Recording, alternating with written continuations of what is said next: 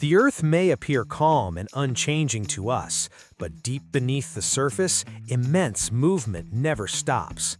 Continents shift, tectonic plates collide, the crust stretches and cracks, and the fire within the Earth rises upward. Today, we will explore step by step how mountains are born and how fold, fault block, and volcanic mountains are formed.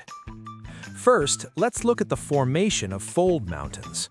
When two continental plates move toward each other over millions of years and eventually collide, the sedimentary layers between them are subjected to enormous pressure. This pressure is not sudden, it is a slow but incredibly powerful force. Instead of breaking, the softer sedimentary layers begin to bend and fold. Just like a carpet pushed from both ends forms waves, the rock layers rise in great folds. Over time, these folds grow higher, harden, and transform into massive mountain ranges. Rocks that once lay on the ocean floor eventually become towering peaks reaching toward the sky. Fold mountains are the result of millions of years of patience and compression. However, not all mountains are formed by collision.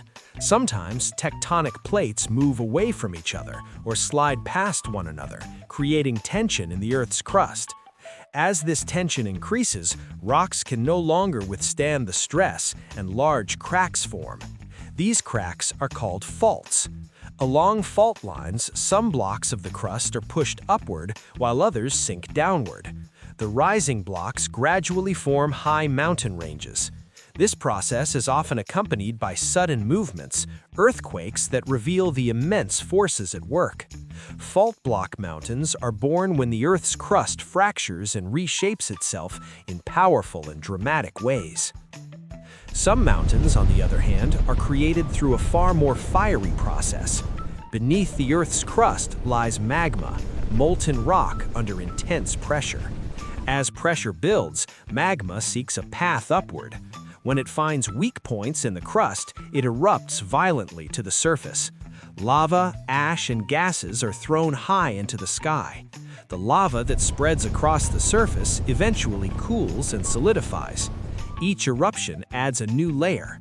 Layer upon layer accumulates, gradually forming cone-shaped structures. Over time, this buildup creates enormous volcanic mountains.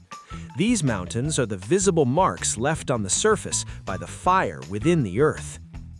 As you can see, mountains are not formed in an instant, but are the result of processes that take millions of years.